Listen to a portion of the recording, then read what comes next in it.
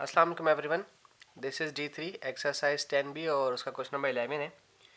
ये shaded region है हमारे पास और इसी शेडेड रीजन का एरिया पूछा गया है इन टर्म ऑफ P। ठीक है, अगर आप में से किसी ने क्वेश्चन नंबर 10 की वीडियो नहीं देखी है तो क्वेश्चन नंबर 10 की वीडियो देखिए जाके, क्योंकि बिल्कुल same age related question number 10 से रिलेटेड है, ये वही चीज़ है, बस उसमें कुछ वैल्यूज़ गिवन थी, इसमें वैल्यूज़ गिवन नहीं है।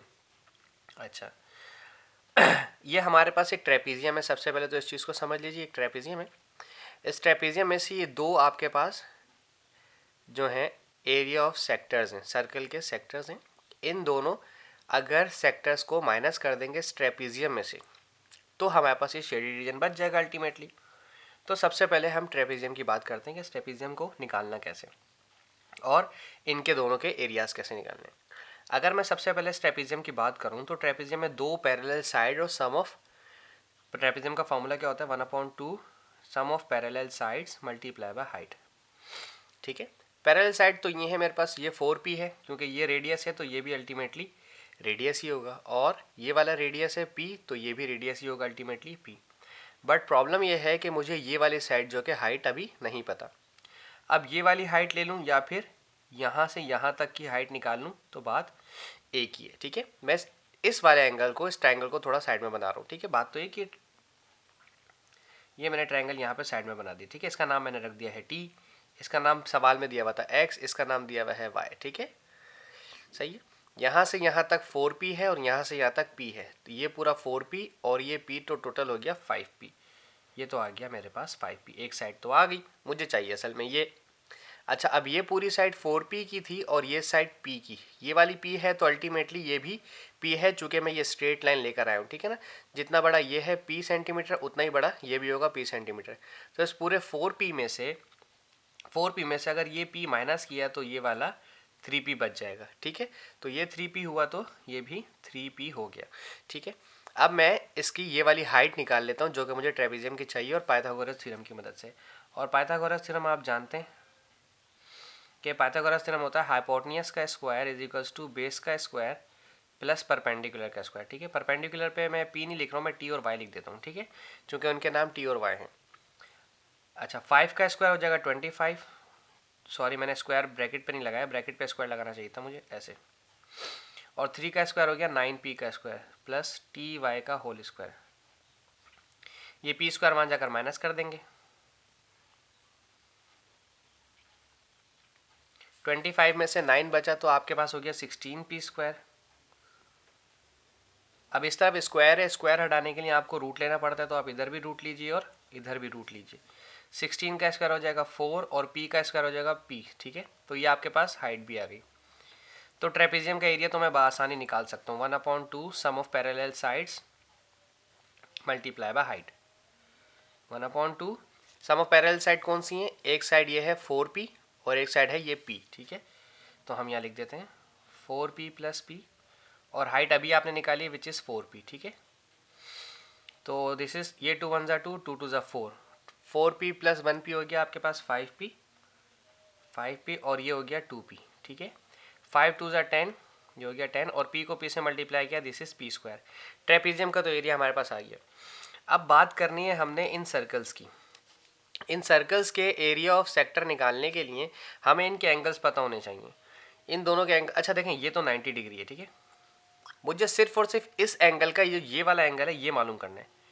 ये मालूम हो गया, जब ये मालूम हो जाएगा तो ये 90 डिग्री है, इसमें से इसको माइनस करेंगे और ये माइनस करेंगे तो ये आ जाएगा। जब ये आ गया तो इसका मतलब ये हमारा एंगल आ गया।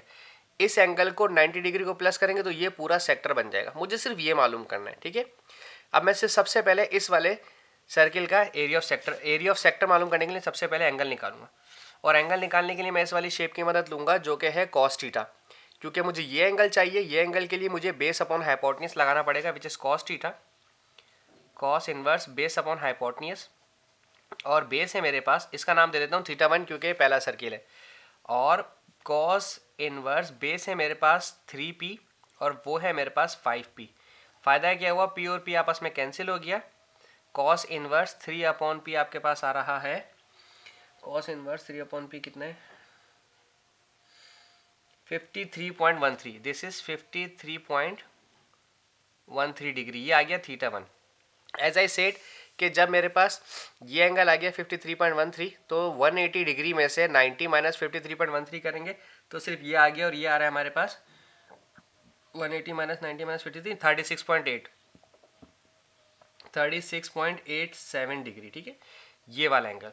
तो ये वाला एंगल 36.8 है, तो अल्टीमेटली ये भी यही है, वो यही शेप है ना मैंने साइड में की थी, इसीलिए की थी कि ये शेप छोटी है, इसमें हम ये सब कुछ लिख नहीं सकते थे। अब ये वाला एंगल ये एंगल मिलाएंगे तो ये एरिया बन जाएगा। तो अब इसका थीटा निकालते हैं, एरिया तो नहीं बनेगा, एंगल बनेगा θ2, और 90 डिग्री जो कि ऑलरेडी ड्रॉन था उसमें मैंने माइनस करवाए थे कुछ, माइनस 180 माइनस 90 माइनस ऑलरेडी जो अभी निकला था 53.13 माइनस किया था, तो ये आ गया 36। सो θ2 हमारा आ रहा है 36 प्लस 126.87, तो ऐसे रहेगा, ठीक है। अब ये भी आ गया और ये भी आ गया। अब इन दोनों की मदद से एरिया ऑफ सेक्टर निकालने दोनों के, ठीक है। अब हम एरिया ऑफ सेक्टर निकालते हैं पहले वाले का, दोनों का एक ही तरीका है, θ/360 डिग्री, θ1 लिख देता हूँ मैं, मल्टीप्लाई बाय पाई और आर स्क्वायर। बस सिर्फ फ़र्क कितना है, रेडियसिस का फ़र्क है। पहला वाला जो सर्किल है उसका रेडियस लेना है 4p, और दूसरे वाले सर्किल का रेडियस लेना है सिर्फ p, ठीक है। और पहले वाले का जो θ1 आ रहा था वो आ रहा है 53.13, ठीक है। This is 53.13 upon 360 multiply by pi multiply by radius लेना है 4p का स्क्वायर, ठीक है। 4p का स्क्वायर मतलब 16 हो जाएगा। So this is let me see 53.13 multiply by 4 का square multiply by pi multiply by 16 divide by 360 degree, 7.41। This is 7.41 p square as it is रहेगा, ठीक है। ये एरिया ऑफ सेक्टर 1, यानी कि हम इसका एरिया 1 लिख देता हूँ मैं, ठीक है। अब एरिया ऑफ सेक्टर 2 सेकंड वाले का, उसमें भी वही लिखेंगे, θ2 upon 360 degree multiply by pi multiply by r square. इसका जो एंगल आया था हमारे पास 126 समथिंग था, 126.87 upon 360 degree multiply by pi, और इसका रेडियस आपने p स्क्वायर ही लेना है, ठीक है।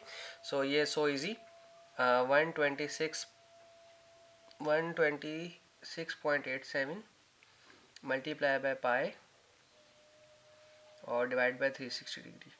सो this is 1.107, this is 1.107 p square, ठीक है। ये आ गया एरिया 2, ठीक है। अब शेडेड रीजन के लिए आपने क्या करना है, मैंने बिल्कुल स्टार्ट में बताया था कि आपने शेडेड रीजन में से ट्रेपेजियम के एरिया में से ये एरिया ऑफ टी मतलब एरिया ऑफ ट्रेपेजियम, इसमें से माइनस कर दें वो जो दो सर्कल्स थे हमारे पास, ठीक है, उनके एरियाज ऑफ सेक्टर।